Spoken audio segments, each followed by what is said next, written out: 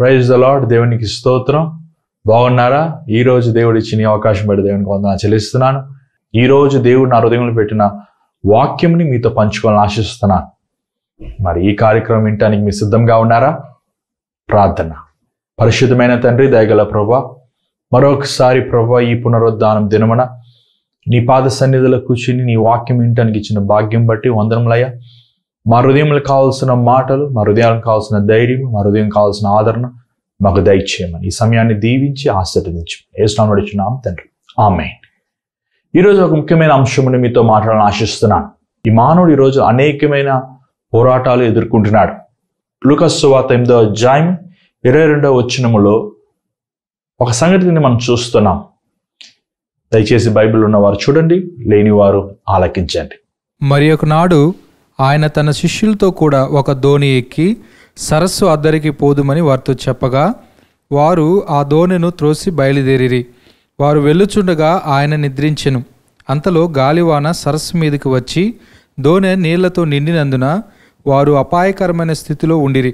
గనుక ఆయన యొద్దకు వచ్చి, ప్రభువా ప్రభువా, నశించిపోవచ్చున్నామని చెప్పి ఆయనను లేపిరి. ఇక్కడ మనం చూసినట్లయితే యేసు ప్రభు ఈ లోకంలో జీవించినప్పుడు ఆయన అనేక కిలోమీటర్లు కాలినడక మీద వెళ్ళినాడు. అంత మాత్రం కాదు, ఆయన రాత్రంతా ప్రార్థన చేయవాడు. ప్రభు ఆయన పడుకుంటాం అనేది మనం చాలా తక్కువగా చూస్తుంటాం. అంత మాత్రం కాదు, ప్రభువుకు ఒక బ్రాండ్ ఇచ్చారు, ఏంటంటే ఆయన పాపులతో భుజించేవాడని. మనిషి కుమారుడైన యేసు ప్రభు ఈ లోకంలో జీవించినప్పుడు ఆయన చేసిన సేవ 3.5 సంవత్సరం అయినప్పటికీ ఆయన అనేకమైన స్థలములు వెళ్ళి అనేక మందిని స్వస్థపరుస్తూ, విడుదలిస్తూ, అనేక మందికి సత్య సువార్తను ప్రకటిస్తూ ఆయన గొప్ప కార్యములు మనం ప్రకటిస్తూ మనం చూడగలుగుతున్నాం.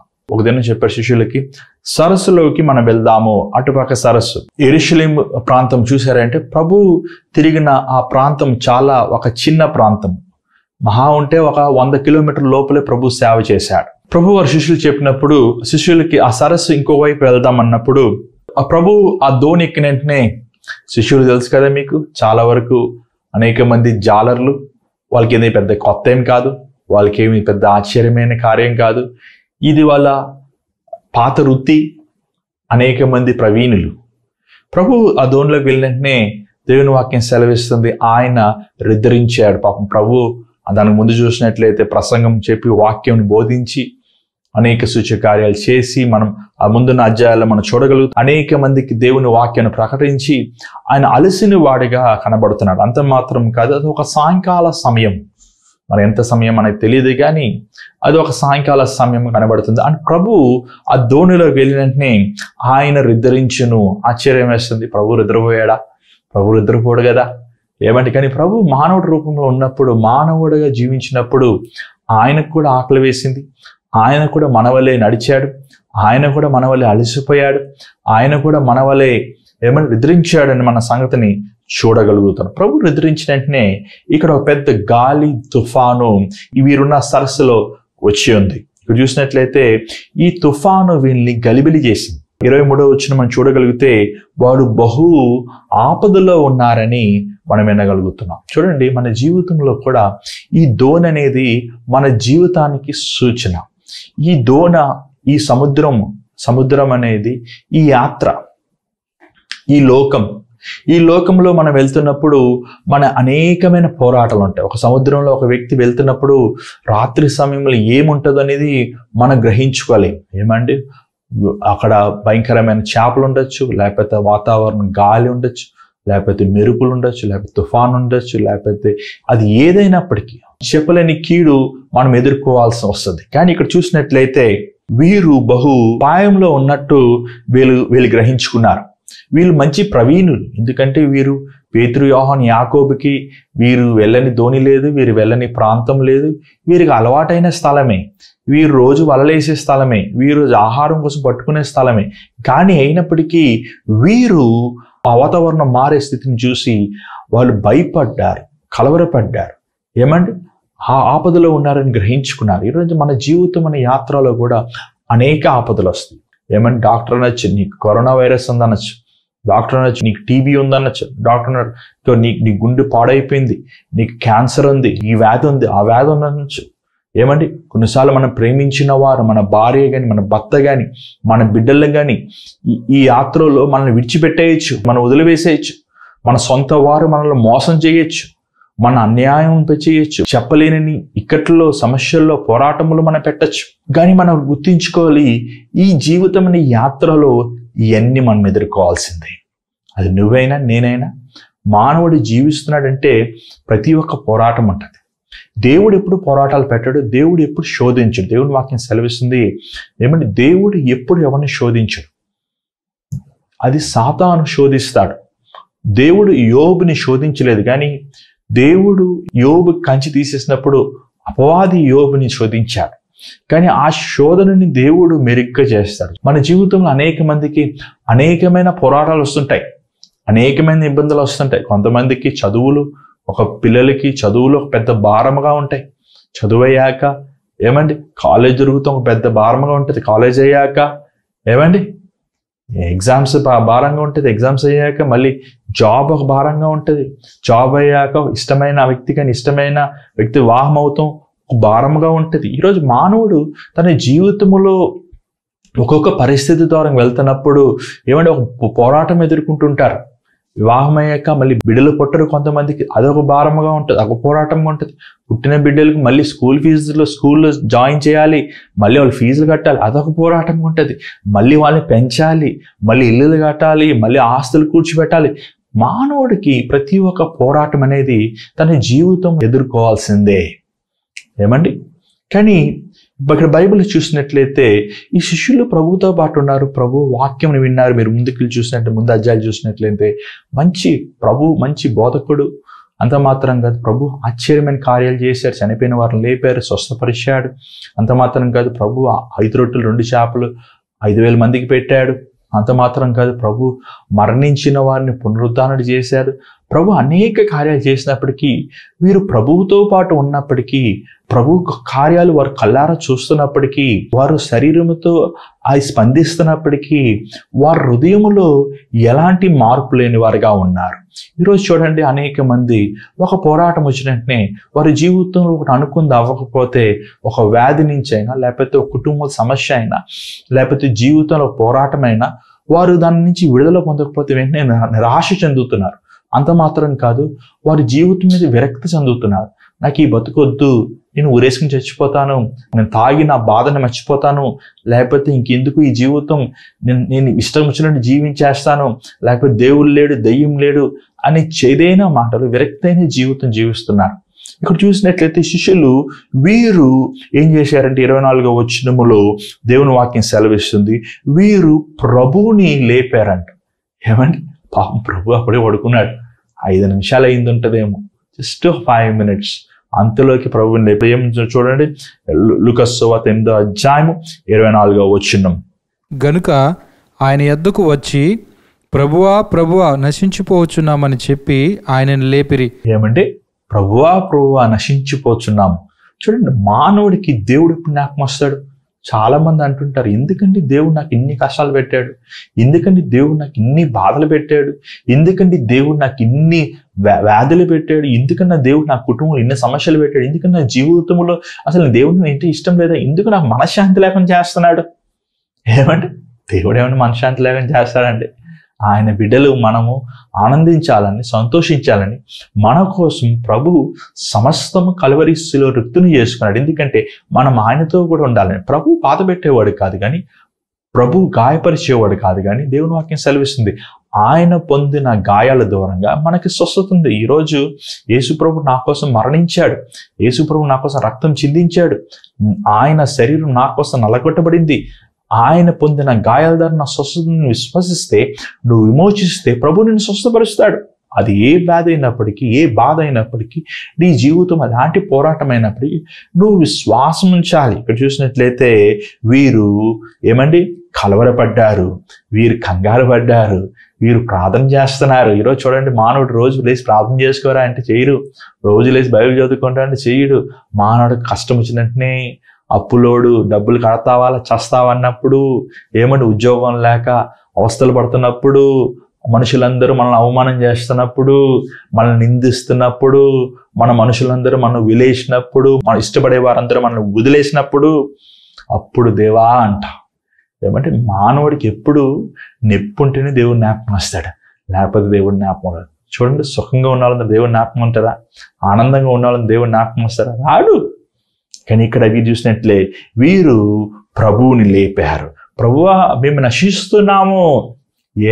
ఆయన ప్రసంగం చేసినప్పుడు ఆయన కాలు పట్టుకున్నాయా మేము నశిస్తున్నాం, పాపులు మమ్మల్ని క్షమించాయి అనొచ్చు కదా. అప్పుడు రాలేదు.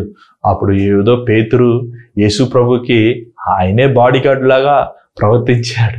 ఏమండి, ఈ శిష్యులు వాళ్ళే ఏదో పెద్ద గొప్ప వాళ్ళలాగా ప్రభువుని కాపాడేస్తున్నట్టు, ప్రభువుకి ఏదో వీళ్ళు సహాయం చేసేస్తున్నట్టు, వీళ్ళేదో ప్రభువుని ఏదో ఏమంటే ఒక ఎత్తు పట్టుకుని ఒక ప్రత్యేకంగా ఆయన చూసుకుంటున్నట్టు వీరు ప్రవర్తించారు. కానీ ఇప్పుడు గ్రహించుకున్నారు ఏంటంటే, ప్రభువా నువ్వు ఒక్కడవే మమ్మల్ని రక్షించగలవు. అక్కడ చూసినట్లయితే ప్రభువు లేచి వచనం చదువుకుందాం. 24వ వచనం. కనుక ఆయన ఎద్దుకు వచ్చి ప్రభువా ప్రభువా నశించిపోచున్నామని చెప్పి ఆయనను లేపిరి. ఆయన లేచి గాలిని నీటి పొంగును గద్దింపగానే అవి అణిగి నిమ్మలమాయెను. సృష్టికి తెలుసు ఎవరు సృష్టికర్త అని. ఈరోజు మనుషులండి దేవుడిని నమ్ముకోరా? దేవునికి హృదయం అంటే ఏ దేవుడు, ఎవడైనా ఎలా ఉంటాడు అని ఇష్టం వచ్చినట్లు మాట్లాడతాడు. గాలికి, తుఫానికి, వరదకి, సముద్రానికి తెలుసండి దేవుడు ఎవరని. సృష్టికి తెలుసు దేవుడు ఎవరని, సూర్యుడికి తెలుసు దేవుడు ఎవరని, చంద్రుడికి తెలుసు దేవుడు ఎవరని, ఈ భూలోకం, ఈ సృష్టి, ఈ శూన్యమంతటికి తెలుసు దేవుడు ఎవరని. కానీ మానవుడు దేవుడు ఎవరని గ్రహించుకోలేని వాడుగా మూర్ఖుడు వలె ఉన్నాడు. ఏదో ఒక వస్తువుని చూసి దాన్ని దేవుడు అంటున్నాడు. కానీ దేవుడు అన్నవాడు, ఉన్నవాడు, అన్నవాడు, మానవుని చేసినవాడు, కళ్ళుని చూసేవాడు, నోరుని మాట్లాడేవాడు, చెవులని వినేవాడు, ఆయన గొప్పవాడన్న సంగతి మర్చిపోతున్నాడు. ఏమన్నా శూన్యం. ఈ శూన్యములని చాలా చిన్నమైనది ఈ భూమి అండి. ఈ భూమి కన్నా 1,00,000 కోట్లు పెద్దవైన గ్రహాలు ఉన్నాయి. కానీ ప్రభు అవన్నీ చేసినప్పటికీ ఈ శూన్యంలో ఉన్న ఈ చిన్న భూమిలో, ఆ భూమిలో ఉన్న మనలాంటి చిన్న మనుషుల మీద ఆయన దృష్టిస్తున్నాడు. ఏమని ఎప్పుడైనా గమనించారా? ఎప్పుడైనా ఆలోచించారా? పరలోకం నా సింహాసము, భూమి నా పాదపీఠం. ఏమంటే ప్రభు ఉన్నతమైన వాడు, మన ఊహకు అందినవాడు. మనం చేయలేమండి ప్రభువుని. మనము ఒక రూపములో కానీ, ఒక బొమ్మలో కానీ, ఒక వస్తువులో కానీ ప్రభువులు పెట్టలేము. ఏమండి, ఫర్ ఎగ్జాంపుల్ ఒక పుస్తకం నువ్వు చేసావనుకోండి, ఆ పుస్తకం నువ్వు దూరగలవా? ఎలా దూరగలుగుతావు? ఏమండి, ఆల్ఫా ఒమేగా అన్నవాడు, ఆది యందు ఉన్నవాడు, భూమి పునాది వేస్తున్నప్పుడు మీరు ఎక్కడున్నారయ్యా? ఏమండి, ఈరోజు మనుషులు నోటుకు వచ్చిందంతా వాగుతున్నారు. ప్రభు అంటున్నాడు, భూమికి నేను పునాది వేస్తున్నప్పుడు మీరు ఎక్కడున్నారయ్యా? నాకు సమమెవడు? యెషయా గ్రంథం 40వ అధ్యాయం చూడగలుగుతున్నా. నాకు సమమెవడు? నాకు సమమెవడయ్యా? ఏమండి, ప్రభు జీవం కలిగిన వాడు. ఈ ప్రభువు యేసు ప్రభువుగా ఈ లోకానికి వచ్చి ఏ పాపము ఎరగని, ఏ పాపము చేయని ప్రభు మానవుల అతిక్రమముల కోసం బహు ఘోరమైన విధంగా కొట్టబడ్డాడు, చంపివేయబడ్డాడు, రక్తము చిందించాడు. ఒక అన్యాయంగా ఒక వ్యక్తి కొరడాతో 39 సార్లు కొట్టబడ్డాడు, ముళ్ళ కిరీటం పెట్టబడింది. ఒక వ్యక్తి అన్యాయంగా సిలువ వేయబడ్డాడు. ఏ పాపము చేయలేదు, ఆయనలో ఒక పాపము లేదు. ఏ పాపం ఎరగని యేసు ప్రభు కల్వరి శిలువలో మరణించి మన కోసం రక్తము చిందించాడు. ఈరోజు ఆ ప్రభు ఎవరు? యేసు ప్రభు ద్వారా సకల మానవులకి ప్రతి అయిన బలహీనత నుంచి విడుదల. ప్రభు నింబరింపరిచి ఆ పరిస్థితిని సమాధానం పరిచి ఆ శిష్యుని చూసి ఒకే మాట అడిగాడు, నీ విశ్వాసం ఎక్కడయ్యా? ఎంత బాధతో ఈ మాట వింటాడు, ఎంత వేదనతో. అయితే రోజు మీద పూజిస్తున్నాను, రోజు మీద వాక్యం పంచుకున్నాను, రోజు మీ ముందే నేను గుడ్డి వారిని కళ్ళిస్తున్నాను, గుడ్డి వారిని స్వస్థపరుస్తున్నాను, దెయ్యం పట్టిన వాళ్ళు నిలబడుతున్నాను, మరణించిన వారు లేపుతున్నాను. ఇన్ని సూచకాలు ఏంటయ్యా? మీరు విశ్వాసం లేదా? నువ్వు నిలబడి పేతురు గాలిని, తుఫాను నువ్వు ఆపలేవా? నువ్వు చేయలేవా? ప్రతిదానికి ఎందుకయ్యా ఇంకా పిల్లల వలే ఉంటారు అని ప్రభు నాశతో ఆ శిష్యుడిని గద్దిస్తూ చూస్తున్నారు. ఈరోజు చాలా మంది క్రైస్తవులు అయ్యాక, విశ్వాసులు అయ్యాక కూడా వారి జీవితం వచ్చే ప్రతి పోరాటం చూసి ఆందోళన చెంది పెరుగు వారికి ఉండిపోతున్నారు. చూడండి, స్థితి అయ్యాక మనం ప్రభుత్వంతో పాటు నడుస్తున్నప్పుడు, ప్రభుత్వంతో పాటు జీవిస్తున్నప్పుడు మనం ఆత్మీయంగా ఎదుర్కోవాలి. ఏమంటే ప్రభు ఇచ్చిన అధికారం, ప్రభు ఇచ్చిన శక్తి, ప్రభు ఇచ్చిన బలం మనం ఉపయోగించుకోవాలి. దేవుని వాక్యం సెలవిస్తుంది, నీలో ఉన్నవాడు లోకంలో ఉన్నవాడు కంటే గొప్పవాడు. క్రైస్తవులకి ఇంకొక మాట ఏంటంటే విశ్వాసులు. ఏమన్నా ఈరోజు అనేక మంది విశ్వాసం లేని క్రైస్తవులుగా ఉన్నారు. చెరుకు గడ్డకి ఆ తీయని రుచి లేకపోతే అది ఎందుకని పనికి వస్తాండి? మంటలు వేసుకుంటే ఏం పనికి రాదు. ఏమంటే అలా ఈరోజు చాలా మంది క్రైస్తవులు పేరుకి క్రైస్తవులు కానీ విశ్వాసం లేని వారుగా ఉన్నారు. దేవుని వాక్యం సెలవిస్తుంది, వాక్యం వినటం వలన విశ్వాసం కలిగి దేవుని గురించి మనం ధ్యానిస్తాం, దేవుని వాక్యం అభిగా తెలుపుకుంటాం, మనకు విశ్వాసం కలిగినాం. ఈ విశ్వాసం అనేది మన శోధనలో, మన పరిస్థితుల్లో మనం ఎదుర్కొనడానికి నిరీక్షణ ఇస్తుంది మనకి. మనం అబ్రహాము చూడగలుగుతున్నాం. అబ్రహాము ఏమంటే విశ్వాస తండ్రి. తనకి 25 సంవత్సరాల దేవుడు కుమారుని ఇచ్చాడు. మరలా చూసినట్లయితే దేవుడు అంటాడు, అబ్రహాము నీ కుమారుని నాకు బలి ఇవ్వమన్నప్పుడు అబ్రహాము ఆ కుమారుని తీసుకెళ్లి బలిస్తానికి సిద్ధపడ్డాడు. అంటే క్రియలు లేని విశ్వాసం వ్యర్థము. విశ్వాసం దేవుని విశ్వసిస్తానని చెప్పచ్చు నోటి మాటలతో, నేను దేవుని నమ్ముతానని చెప్పచ్చు, దెయ్యాలు నమ్ముతాయి, దానివల్ల ప్రయోజనం లేదు. కానీ నీ విశ్వాసం క్రియలో ఉండాలి. చూడండి, దేవుని సేవకులకి ఇస్తే ఏమొస్తుంది, దేవుని మందిరానికి ఇస్తే ఏమొస్తుంది? ఏమంటే వేస్ట్ కదా. దేవుని సేవకులకి ఇస్తే, దేవుడికి ఇస్తే వేస్ట్ కదా. నా సమయం దేవుడికి ఇస్తే ఏమొస్తుంది? నా దేవుని పని చేస్తే నాకేమొస్తుంది? దేవుని కోసం బతుకుతే నాకేమొస్తుంది? ఏమంటే అనవసరమైన పెద్దమైన మాటలు ఈరోజు చాలా మంది మాట్లాడుతారు. యేసు ప్రభు దేవుడు నువ్వు నమ్మేదేంటి? నరకం అన్ని దెయ్యాలు నమ్ముతాయి. ఏమంటే సాతానే నమ్ముతాడు యేసు ప్రభు దేవుడు. నువ్వు నమ్ముతా గొప్ప ఏంటి? కానీ ఆ విశ్వాసం లేని క్రియలు నువ్వు నమ్మిన వాడివి క్రీస్తు కోసం బ్రతకాలి. క్రీస్తే నా రక్షకుడు, క్రీస్తే నా సర్వము, క్రీస్తే నా విమోచకుడు, క్రీస్తు నన్ను స్వస్థపరుస్తాడు, క్రీస్తు నన్ను బాగు చేస్తాడు, క్రీస్తు నాకు విడుదలిస్తాడు, క్రీస్తే నా దిక్కు అని నిరీక్షణ కలిగిన వాడు క్రీస్తు కోసం నువ్వు బ్రతకాలి. అది బ్రతికి చూపించాలి. నీ క్రియల్లో, నీ మాటల్లో, నీ చూపుల్లో, నీ నడవడికల్లో, నీ బ్రతుకులో ప్రభు కనపడాలి. అది ముఖ్యము. ఏమంటే ఇక్కడ చాలా మంది దేవుని సేవ పిలుపుంటది, సేవ చేయబెట్ట అన్నవాడు పెడతాడు అంటాడు. ఏమంటే మూర్ఖుల వల్లే మాట్లాడతారు. ఏమంటే సేవ చేస్తే నేనైపోతాను, దిగ్మాలను అయిపోతానంట. అలా నిజంగా అయి ఉంటే ఈ పాటికి ఈ లోకంలో ఎప్పుడు సేవకులు ఉండేవారు కాదు. గవర్నమెంట్ ఉద్యోగస్తులు గవర్నమెంట్ చూసుకోగలిగితే ఆకాశం భూమిని చూసుకున్న ప్రభు, సమస్తమైన సృష్టిని చూసుకున్న ప్రభు తన సేవకుని చూసుకోలేడా? చూసుకోగలడు. ఒకరు చూసుకోలేకపోతే నీకు విశ్వాసం లేదన్నమాట. నీ జీవితం ఇంకా ఆర్థికమైన ఇబ్బందుల్లో, నువ్వు ఆర్థికమైన పోరాటం ఉంది, నీ ప్రభు ఎందుకు విశ్వాసం లేకుండా నువ్వు లోక పద్ధతులు, లోక ఆచారాలు వెంబడిస్తున్నావు అన్నమాట. ఇక్కడ మనం చూసినట్లయితే విశ్వాసం నీకుందా? ఏమంటే ఈరోజు అనేక మంది అంటారు, ఏమంటే నాకు ఈ బలహీనత ఉంది, శరీరం బలహీనత ఉంది, ఈ అనారోగ్యం ఉంది, ఈ వ్యాధి ఉంది, నాకు స్వస్థత రాలేదేంటండి, నా పక్క వాళ్ళు స్వస్థపడ్డారు, వారు స్వస్థపడ్డారు, మరి నేనంటే ఇలా అనుభవిస్తున్నాను అంటాడు. నీకు విశ్వాసం ఉంది. అపోస్తలుల గ్రంథములో అపోస్తలుల గ్రంథం 14వ అధ్యాయం 8వ వచనం మనం చూడగలుగుతాం. దయచేసి బైబిల్లో చూడండి. లుస్త్రాలో బలహీన పాదములు గల ఒకడుండెను. అతడు పుట్టినది మొదలుకొని కుంటివాడై ఎన్నడూనూ నడవలేక కూర్చుండి ఉండేవాడు. అతడు పౌలు మాటలాడుట వినెను. పౌలు అతని వైపు తేరి చూచి స్వస్థత పొందుటకు అతనికి విశ్వాసం ఉండినని గ్రహించి, నీ పాదములు మోపి సరిగా నిలవమని బిగ్గరగా చెప్పినప్పుడు అతడు గంతులు వేసి నడవసాగెను. లుస్త్రా అనే ఈ స్థలము ఈ రోజు టర్కీలో ఉంది. స్థలంలో మనం చూడగలుగుతాం. పౌలు వాక్యం బోధిస్తున్నప్పుడు అక్కడ కుంటివాడు ఉన్నాడు. దేవుని వాక్యం సెలవిస్తాను, పుట్టుక నుంచి కుంటివాడు, ఎన్నడూ నడవలేదు. కానీ దేవుని వాక్యం సెలవిస్తుంది, పౌలు చూచక తనలో విశ్వాసము ఉంది. దేనికోసం విశ్వాసం ఉంది? స్వస్థపడటానికి విశ్వాసం ఉంది. అక్కడ అనేక మంది కుంటివారు ఉన్నారు, అనేక మంది గుడివారు ఉన్నారు. ఈరోజు వాక్యం చూస్తున్న మీరు అనేక మంది వ్యాధులతో ఉన్నవారు ఉన్నారు, అనేక మంది బాధలతో ఉన్నారు, అనేక మంది పోరాటంలో ఉన్నారు. కానీ కొంతమంది ఇందుకు విడుదల పొందుతున్నారంటే అది విత్తిన ఈ విత్తనములు కాదు కానీ, విత్తిన ఈ వాక్యములు కాదు కానీ, అందుకుని మీ హృదయములో దేవుని యందు విశ్వాసం లేదు.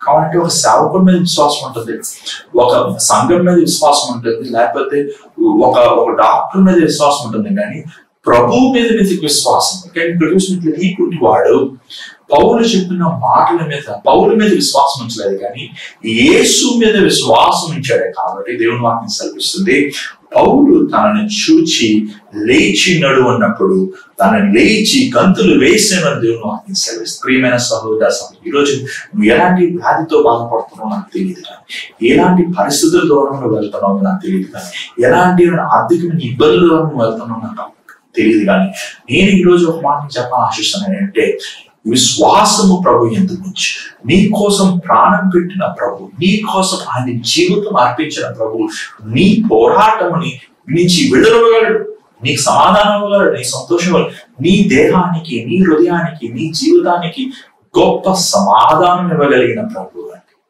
ఆయన మనల్ని ప్రేమిస్తుంది. దేవుని వాక్యం సెలవేస్తుంది, నేను నిన్ను విడువను ఎడబాయి, నేను నిన్ను విడువను ఎడబాయి, నేను నిన్ను విడువను ఎడబాయి.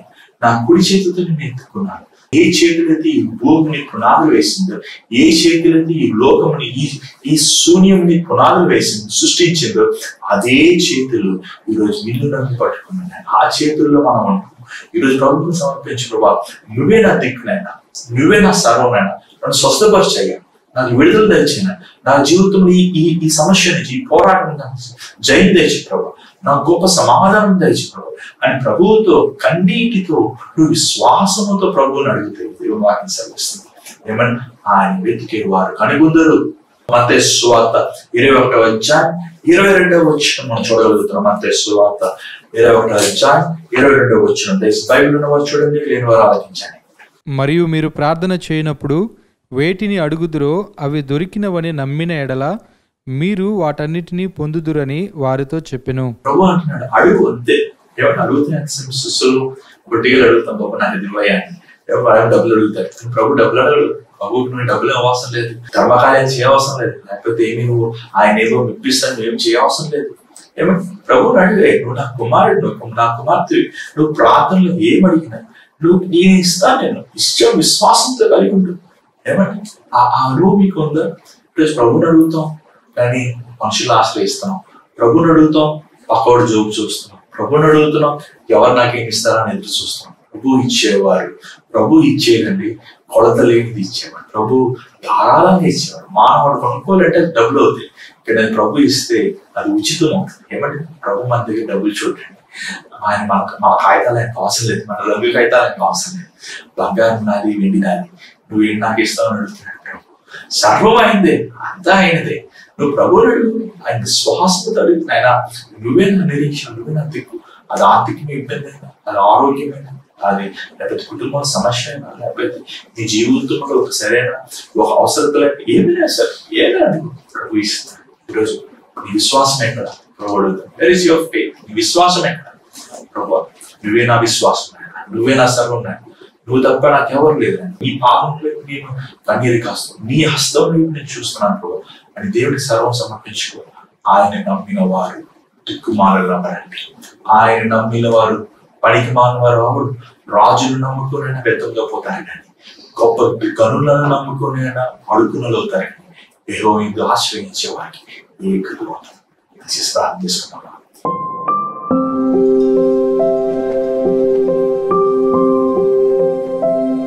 పరిశుద్ధమైన తండ్రి, దయగల ప్రభు, మరొకసారి పాదసన్నిధిలోకి వస్తున్నాను.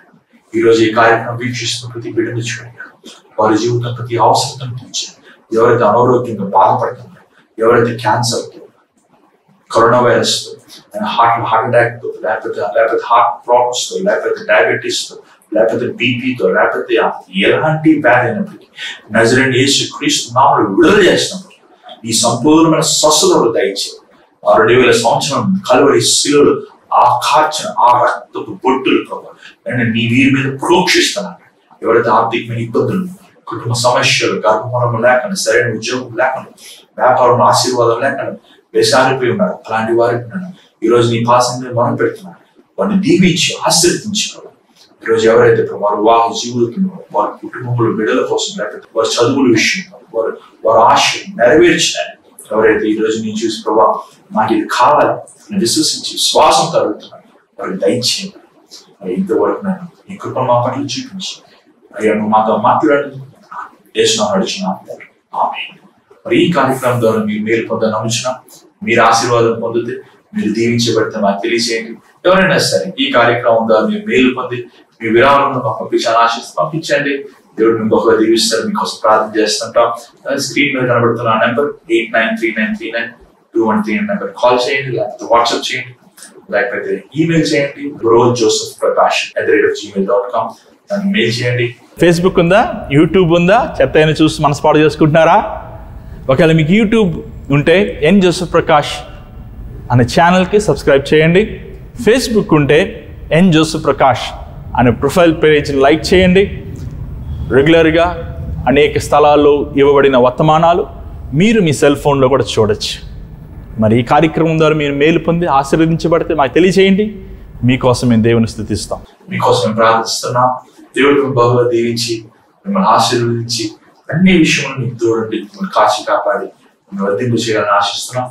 మీకోసం మేము అందరం ప్రార్థన చేస్తున్నాం. మీరు కూడా మా కోసం ప్రార్థన చేయండి. దేవుడి పరిచయాన్ని కొనసాగించేలాగా ఆయన చిత్తము మా అందరి పట్ల నెరవేర్చబడేలాగా ప్రార్థన చేయమని ప్రేమతో కోరుతున్నాం. God bless you. Take care. By by.